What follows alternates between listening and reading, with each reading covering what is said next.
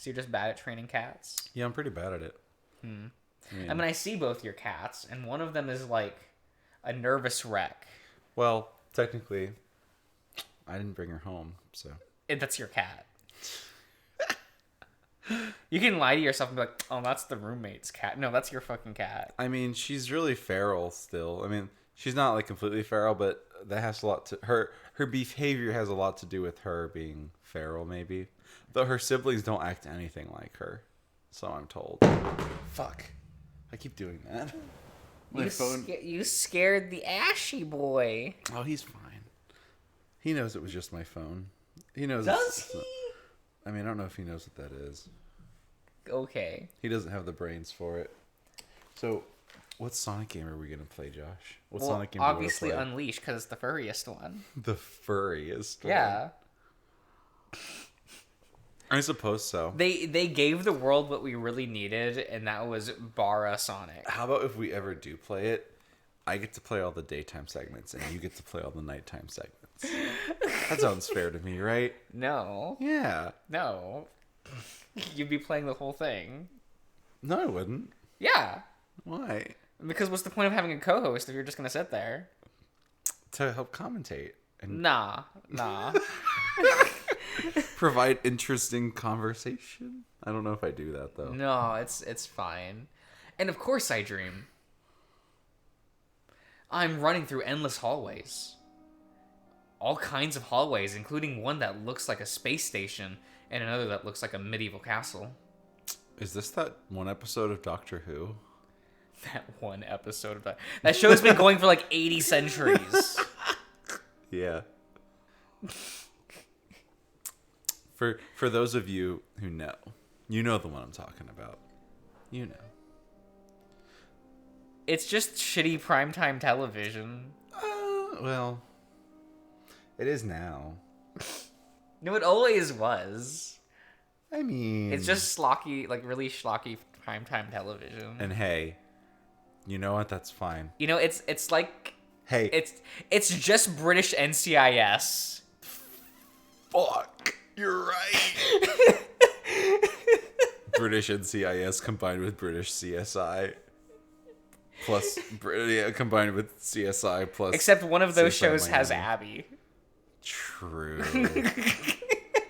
True. So there's a reason to stay. That's true. Actually, People stayed for like Grissom for CSI for some reason. oh god, what was her name? Ziva?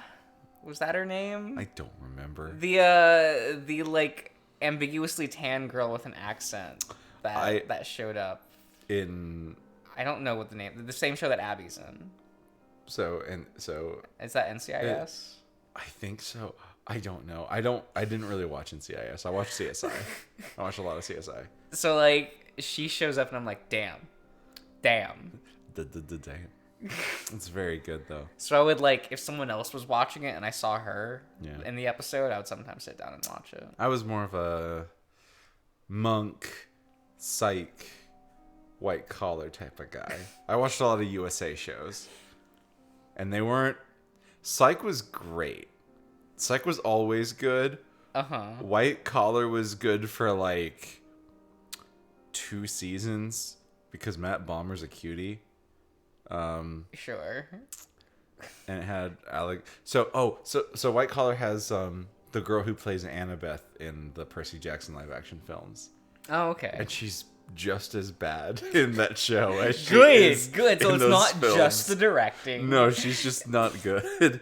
Alexandra Daddario, I think is her name. It's a really weird last name. There's a lot of D's in her last name. Alexandra Daddario. But no, Matt Bomer's a really a cute man. Sure. He's adorable. He plays the debonair, cunning thief, and that's just kind of an instant way into my heart. I'm sorry. I've been this way forever. I just don't know what to tell you. I'm sorry. I'm just kind of basic. Really? I hadn't noticed.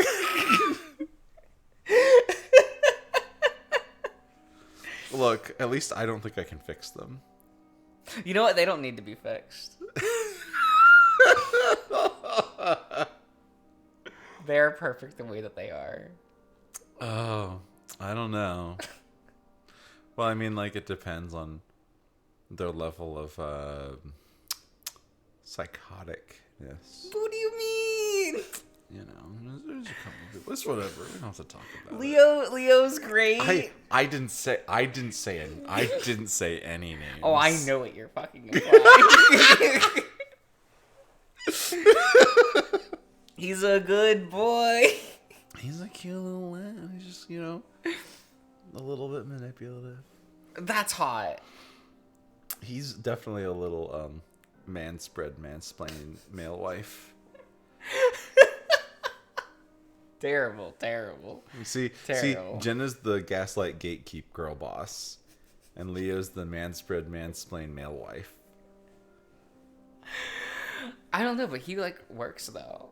No, Chase would be mansplain. Yeah, I'm like, wife. but like Leo That's actually like fair. works and does things. He does things, yeah. I mean, good for him, you know. Yeah, he's mostly a self-made man. The routes where he doesn't interact with Chase are probably the better ones. No.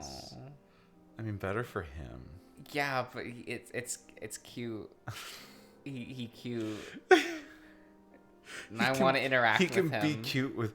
What if in Arches he has a new boyfriend? Oh my god! And it's gonna be a cute bird named Josh. Oh, come on, Arches devs! Come on, baby! Make this lad's dream come true. In each one, I run into locked doors. Because of this, I can only move through the hallways, never knowing what's behind those doors. Shit's locked.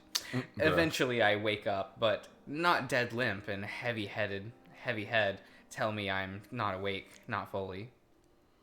I brace myself and shut my eyes again. My heart thumps and stomach churns with the disappointment of knowing I'm still in that fucking bedroom. The one that tells me I'm still stuck in a nightmare that's beyond the one I'm currently in. I feel things or move around the room, hear things that sound like whining, crying, and screaming, and then I hear something in the ceiling moving above me. It has many legs like a spider that weighs hundreds of pounds. And then I'm free. This looks like Sam's room. It's similar, but it's not. I think it's just the layout. Yeah, because the bed is all the way to the wall, and then he has like the dresser. He has a vanity. Yeah. And with the mirror and shit. Right. It's fine. Yeah.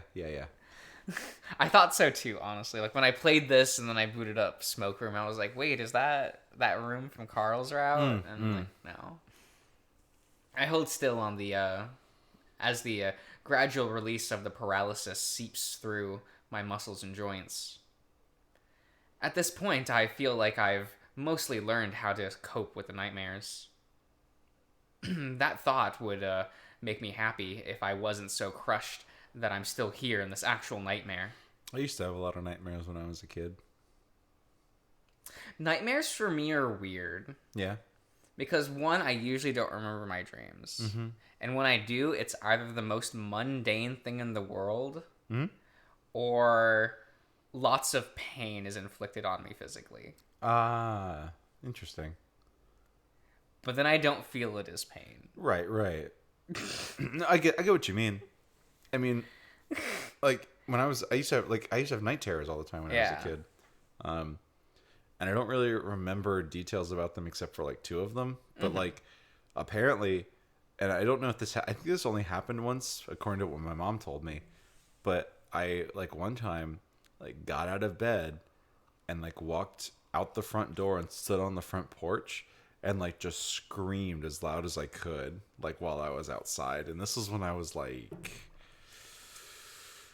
was it like second grade, I think? So it's just like, but you know, I think I still have a lot of nightmares, but I don't remember them because I grind my teeth like every night. I've ground my teeth every night for like probably 10 years. So I don't know what that's about. You know. It is what it is. It is what I it don't is. know. I just think it's interesting. If I had the money, I'd maybe go get like tested. Like if I could like have like a sleep test done. Because I'm kind of like, what is my brain doing that's making me like behave like this? Because I'm tired of having my teeth be all fucked up. I just don't care. I mean, I wear a guard, but like my teeth don't have any ridges, and they're kind of round now. Mm-hmm. So it's just unfortunate.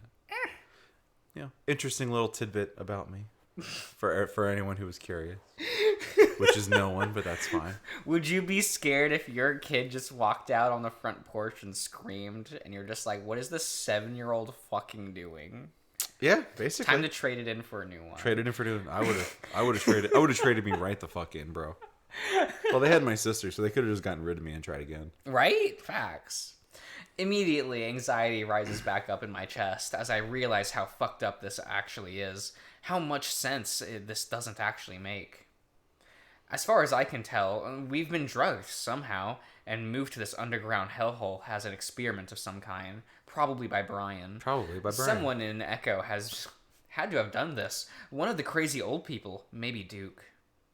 He probably built this underground maze just to watch us lose our minds, probably getting off to it at some point. Like Brian. I grip the bedsheets and grit my teeth, grimacing at the ceiling as I try not to cry. That had to be it. This isn't some kind of supernatural alternate dimension. This is real, and someone's fucking with us. We've probably being watched by cameras that are set up in corners and peepholes right now. The idea sends a shiver down my spine. Just start masturbating. Yeah, you'll be fine. You'll just... If they want a show, put on a show. And I glance to my left, scanning the wall for any inconsistencies. I need to get out of here as soon as possible, as soon as we can, and the sooner we start moving, the better. I hear a small whining grunt to my left. At the moment I look over, only to find Carl isn't in bed next to me. I stare for a moment at the tangled mess of sheets and on his side of the bed, trailing off the side. Carl? Another grunt. Then I hear Carl, at least I think it's Carl. His voice is deep, raspy, and it sounds like he's trying on some sort of weird accent that I've never heard him use before. My name... Soiled. Slowly, I sit up, and that's when I see something white while sitting next to the bed. Ooh. Jesus. Ooh. I jump and slide back on my ass, away from it, almost falling off the other side of the bed. Is that the ancient Hendrix? I think those would be horns, right? I don't know. Staring at it for a few seconds longer allows me to make out a clear shape of horns under the bedsheet. Carl is sitting next to the bed with a white sheet over his head, swaying back and forth gently. So wait, is that him then?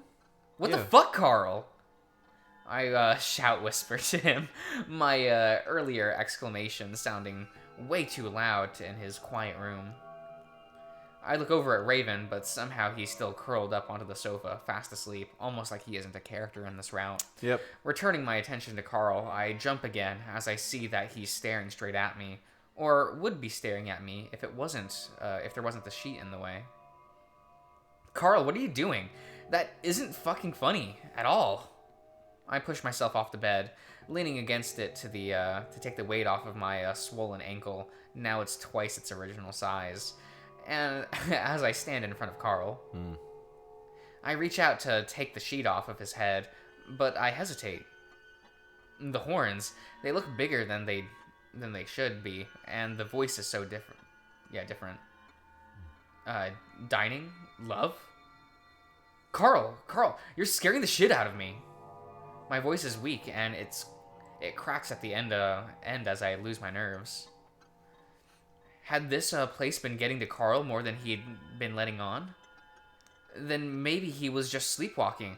I remember him doing that when he slept over at my house a few years ago.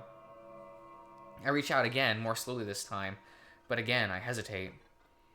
I can't shake the feeling that if I pull it off, it won't be Carl. Suddenly, the horned head shakes back and forth violently, the grunting reaching a fever pitch. Shocked, I fall back on my rear, yelping as my ankle is jolted. I lean back on my hands, watching with wide eyes.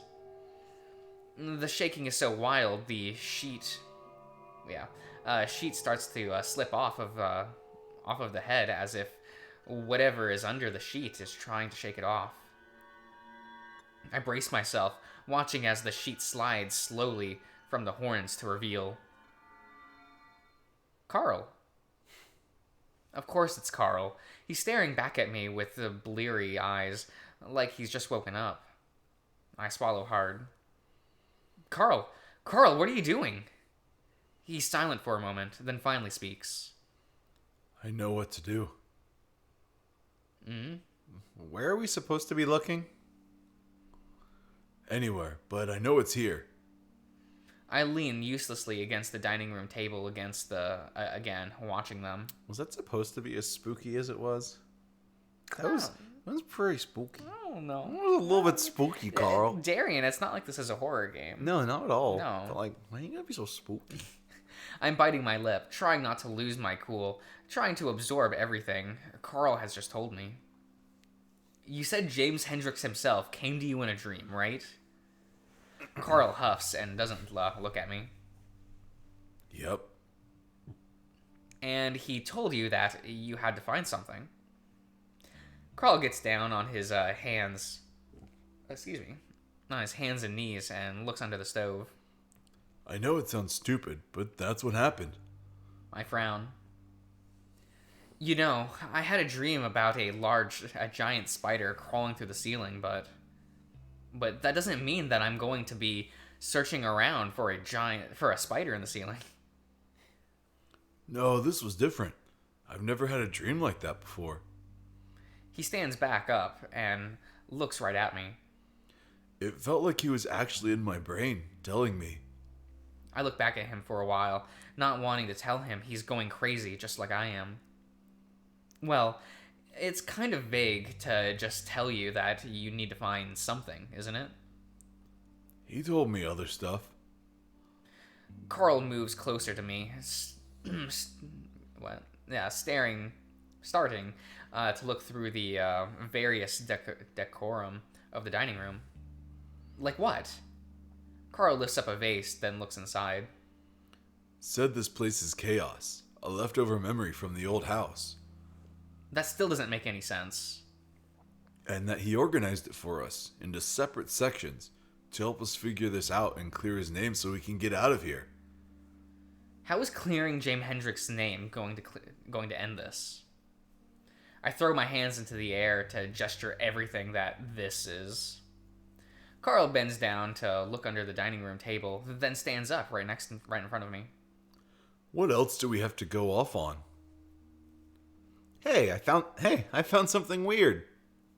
We both look over at Raven, who holds up a corkscrew. Carl turns back to me, ignoring the husky. He says, fuck that guy. Oh. If we find it, that locked door will open and we'll be able to get out. If he's here, why doesn't he just show us himself and do this for us? He said he's weak, that there are other forces in this house that have more control than he does. He can only do so much. I gape at him. Do you hear yourself right now? Carl frowns, then moves past me. What does his name even need to be cleared on? I feel tears starting to sting my eyes again, because now I think I'm the only one here who realizes how crazy this all is. Don't you guys get what's actually going on here? Raven stops rustling through the drawers and looks up at me. You okay, Chase? Nope. No, because someone fucking kidnapped us and put us in this crazy maze dungeon, and we should be trying to figure a way out.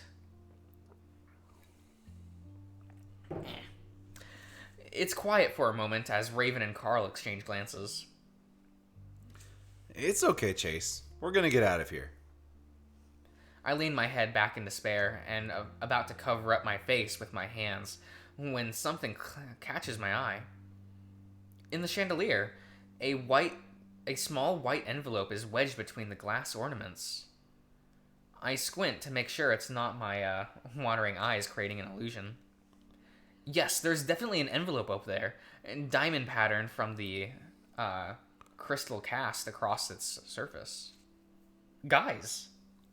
Carl ignores me as he continues to shuffle through things on the counter behind us. Carl, I found something! I point straight up to the chandelier above me. Carl stops, then finally, and moves next to me, looking up. Is that a letter? Looks like it. Sorry. Do you think is that what we're looking for?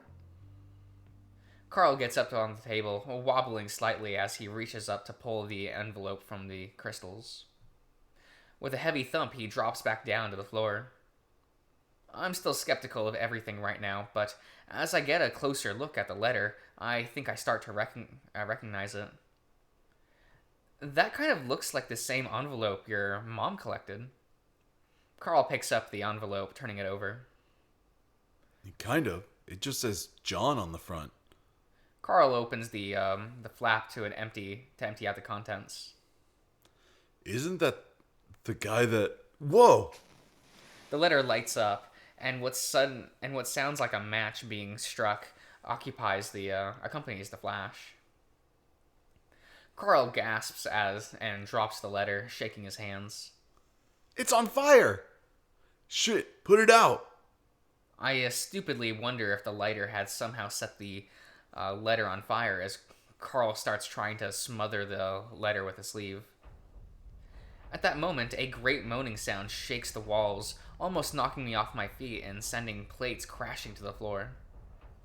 I cling to the table as the plates fall from the counter and the chandelier swings above us. The deep groaning coalesces into a scream that makes me clap my hands over my ears. Carl is staring at the ceiling, his eyes wide when we hear another hissing sound. Now I jerk my head to look back, in time to see a gash of inky black smoke burst from the stove, another scream accompanying it. It rushes straight towards us, and for a moment I see the outline of what looks like a mouth and eyes in the smoke before it engulfs me. Ooh. My senses are completely smothered. It feels like something is slamming up against my chest, and all of the air is gone to be replaced by the unbreathable smoke. Its consistency is like water, filling my ears and eyes. I scream into the emptiness, but I can't hear myself over the cacophony. Cacophony. That sounds like rushing water mixed with muffled screams and explosions. I fall to my knees, then curl up onto the ground into a ball, just praying that the savage thing killing me would stop.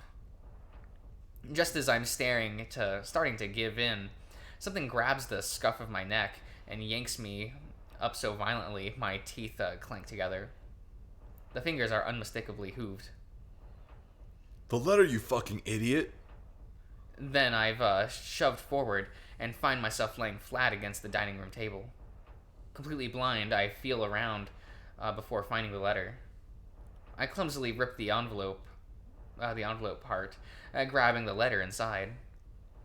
Then, like a massive vacuum being turned on, the smoke is sucked out of the room along with the horrible screaming and roaring. In an instant, the room is quiet again, and I slump back to the floor, gasping for breath. Carl is right next to me, curled up to the same position that I was. Raven is whimpering, his face in his hands and his rear in the air. Carl coughs a few times, wheezing in air before he looks at me, and the envelope clutches in my hands. What the hell just happened? Are you okay? I can't respond. I lean back against one of the chairs tucked under the table for a moment, gathering my wits. Carl, Yeah? if that James guy tells you anything else, just tell me and we'll do it. Carl breathes heavily in response.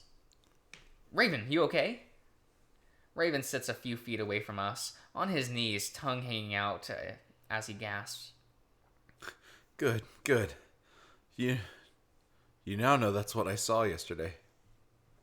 Yeah, I gathered that. I give a short, humorless laugh. That, and also that I'm done asking questions. I just want to get out of here. After a few minutes of catching our breaths, I turn my attention back to the letter. Somehow, it's completely undamaged despite catching on fire. I feel crisp and new, and it feels crisp and new, and the ink almost feels fresh. It definitely looks like it came from one of the bins in the crawl space. But if that were the case, then there's no way it would be in this great condition. The letter itself is short, and I start to read it aloud. My dearest John, the militia grows more agitated by the hour, and I fear that they will demand a search of this mansion.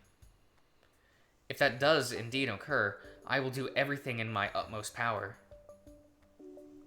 To hold them off. I look over at Carl, wondering if he just wanted to read the letter instead, but he's looking right at me. They will never find the room I've left you in. Do not fear.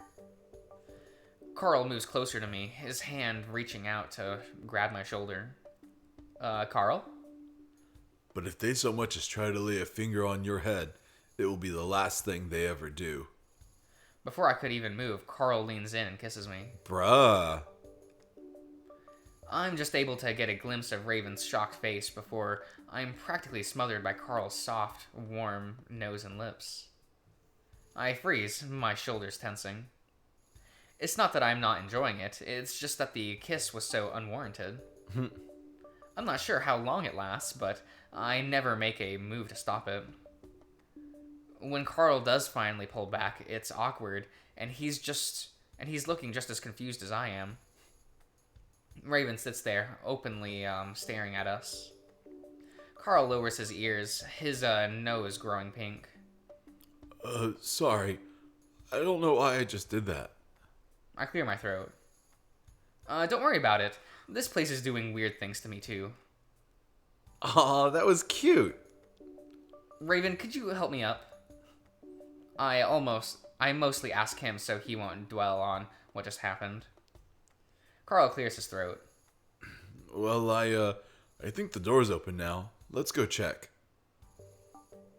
We make our way slowly past the hall, Raven just behind us. I lean in closer to Carl's ear so the husky can't hear. So, was that really you? Or did your great whatever take control again? I don't know. I think I was still in control. Just felt like the right thing to do, you know?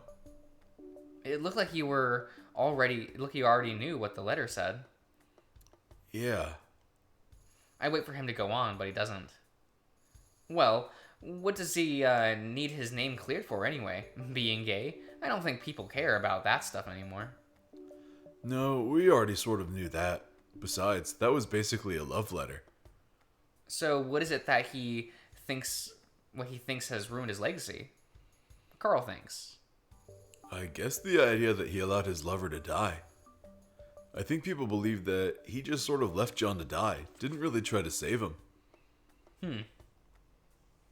This whole mess seems like a pretty roundabout way to go about that, in my opinion. But like I said earlier, I'm done asking questions. Well, it was kind of nice. The kiss, I mean. Carl looks back at me with one green eye. Yeah? I smile a little. I guess the fact that something had been growing between us since the beginning of the week is pretty undeniable. And now we're here in this crazy alternate dimension with smoke monsters. So, well, fuck it, I guess. Facts. I lean forward and kiss his big, soft cheeks. Yeah. Carl grins, and is about to say something when I catch movement out of the corner of my eye. Immediately afterwards, I hear a dull thump, and Carl grunts, his eyes bulging before he crumples, sending me to the floor with him. Oh my god. I yelp as my ankle bangs against the floor, and I roll onto my back, teeth gritted, straining to reach down to hold my foot. Whatever just hit us is standing over me now. I raise a hand feebly to hold off the next blow.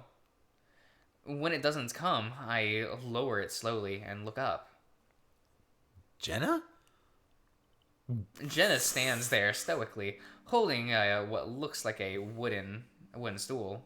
What? Jenna, what? How did you get here? And Jenna slowly sets the stool down, slowly seeming to recognize me. I lean forward to feel my ankle, the pain radiating from it in hot pulses. Chase, are you okay? What happened to your leg? I sprained it. Hey, Jenna. It's been a while. All smiles. All smiles. I look over at Carl, who's still curled up on his side, his arms wrapped around himself. Carl, you okay? Then to Jenna. Did you hit him? And Jenna walks past Carl and crouches down next to my leg. This looks really bad. Man, she still doesn't give a fuck about Carl. Yeah. Holy cow. Look, she doesn't care about anyone in any route besides her own. I mean, true. That's fact. Yeah, Carl, are you okay? Ugh. Carl grunts and turns over to face us, his hand on his chest. Jenna, what the fuck was that? Jenna looks at my ankle a while longer before standing up and looking around. When it doesn't look like she's going to answer, Carl sits up. How did you find us here? Raven perks up. Yeah, is there a way out? Jenna finally looks down at Carl, and I note the complete lack of concern in her eyes. I came to your house looking for TJ and ended up going to the basement. She looks down the hallway again. And I ended up here somehow. I blacked out before I did, so I don't know how to get out. Carl finally stands up, warily eyeing the stool held loosely in Jenna's hand before bending down to help me back up. Your leg okay? He grunts in my ear as he slides my arm over his shoulder and slowly pulls me onto his back. But mostly, I think I kind of twisted it up again. Carl grunts again and turns back to Jenna, now with me on his back. Well, that's pretty fucked up to blindly swing at someone around a corner. No, what's fucked up is waking up in a place you have no memory of going to. Jenna's sharp muzzle points right at Carl, glaring. Carl stutters for a second, clearly not expecting to have Jenna snap back at him. Hey, this isn't my fault. We have no idea where we're at either. Why are you guys fighting? It's funny.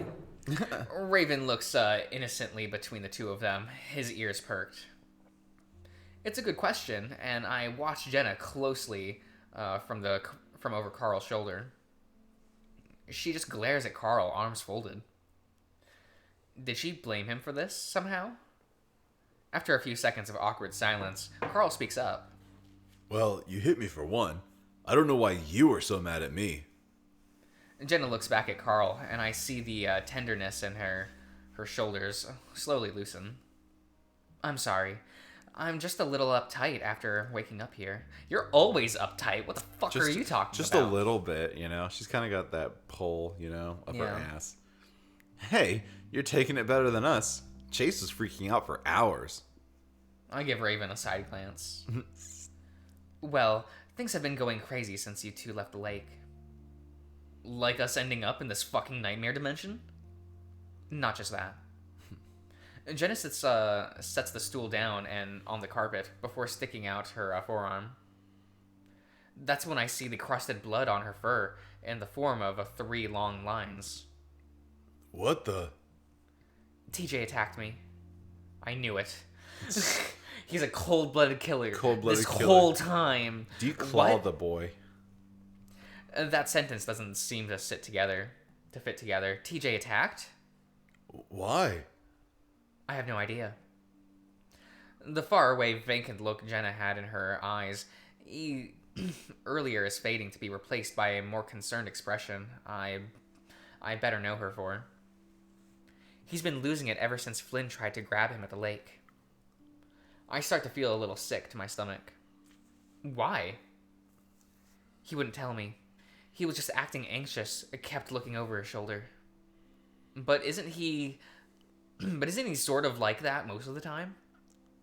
Jenna folds her arms, then shakes her head. No, he kept looking around, kept saying he was seeing something. She stops short. Like what? Jenna looks up. Sydney. We're quiet for a while. It seems all of the rumors about this town are true. Everyone is crazy. This isn't normal at all, even for Echo. Jenna looks at Raven. I'm sorry, who are you? Raven grins. No, I'm sorry. I'm Raven. He sticks out a hand. Jenna looks at it before turning to me. Chase, something was going on with Leo too. He kept asking around for you. Then he ran off saying he had to take care of something. Doesn't even shake his hand back. Oh, I don't know why. I mean, that's... it contributes to the Raven being a non-character. True. It's pretty funny, though. And, it definitely seems like something that he would just let roll off his back, too. Yeah. He's got that kind of personality. He's a good boy. I dig it. For sure. I like Raven a lot. He just doesn't get to do anything. No. He's here. We needed another side character. Yeah. You could have threw Daxton into the same role and nothing would have changed. True. Except that he might have been a little more Hey guys, have you seen Amicus? He's so hot. I love him. I mean, that would have been the only difference. True. We would have had a lot more Dastra references. Yeah. In this you rap. Love that. Soundtrack's good. Yeah, it is. You like Neferdu, right? You like Neferdu's design. I do like Neferdu's design. I do. If I could date Neferdu, I would maybe be more inclined to play Dastra. I'd be more inclined if I could date Amicus's brother. Yeah. But people can have their. He's Amicus, kind of a it's bitch. Fine. I kind of. I kind of love it. I kind of like that. Bless. Alex is worst boy though. Oh damn. I try to think of. I think of what Leo might have wanted from me, but I draw a blank. It could be anything. Anyway, I've been trying to find TJ for ages. I don't even know what day it is anymore. Tried Carl's house since I'd ran out of any other options. Jenna goes quiet, then reaches into her pocket and pulls out her phone, holding it up, clearly looking for a signal. Just as I got at your house, Carl, I heard popping sounds. And Jenna sighs and puts her phone away again. Well, now we have a time. A timeline, yeah. Gunshots, I'm pretty sure, coming from Main Street. I guess Flynn's aunt is doing great. Getting freaking put into the dirt. Something's been happening to everyone. And Jenna slides her hand into her pocket, looking around. And now this. Wow. So something fucked up is happening all over town. I think about TJ and Leo, and my stomach twists at the thought of them being out there. Not Flynn, though. Not Flynn. I can only hope that they were able to get out somehow. At this point, I'm just waiting to wake up. We all are. Yeah, especially after a giant smoke monster chased us around the dining room. What? And Jenna looks at me and Carl. Carl glances back at me, and if asking me to be the one to explain the impossibility that had just happened, I take a breath, trying to think of how I'm going to say this. So I think at this point, you're going to have to just go with whatever this place throws at you, Jenna. Yeah, we've all just kind of accepted what's been happening. Well, we have to. Otherwise, it would just be us sitting around freaking out about how crazy this all is and not doing anything about it. And so far, it seems that we've at least been moving things forward. Jenna stares at us. What happened? And time passes as we explain to Jenna. Yup. We all stand in a circle on the wooden in front of the wooden door in the half circle, none of us wanting to open it. So, this is all to clear James's name. Seems that way. But why go through all this trouble? I rest my good foot on the carpet floor while I lean on Carl's back, wanting to give him some relief from carrying me all the time. Probably because of the smoke monster thing. It's trying to stop him. Maybe it's making all of these things, making all these obstacles. Jenna had taken a whole description of what had happened in the dining room pretty well. She listened silently while I explained what had happened so far. So, I guess if we can get his story straight, maybe get it out to the town about what really happened, we might be able to get out of here. Jenna's eyes the door. You think that there's maybe a reason why this monster doesn't want James to get this information out? We're quiet. We're quite quiet for a while. Well, we don't have much else to go on. Again, there's a long pause as we all contemplate what the hell might be behind the door. That pause is broken by a certain husky, though, as his white hand suddenly reaches out to grasp the handle. Maybe we've already done what needs to be done. I'll bet this gets us home. Raven! The heavy door pulls open slowly with an unearthly squeal. For a brief moment that I'm conscious, I see a black square in front of me that grows in size until taking up my entire vision. The muscles in my back and neck seize up, and my teeth clench together as my hand jerks back. And then I'm falling. There's a rhythmic throbbing in my head, and it's hard to decide if it's coming from the inside of my head or not. And the next sense to come back to me is touch. I feel a cold, hard surface. I see. Under my back. Probably wood, judging by the way my claws sink into it. I shift around a little, but I don't feel like getting up just yet. The smell is musty and old. I'm reminded of my grandpa's wood shed, a place I'd go often when I played hide and seek. The drumming sound continues, and the rhythm makes me think that it's definitely coming from outside my body. It sounds tribal in a way. Where am I?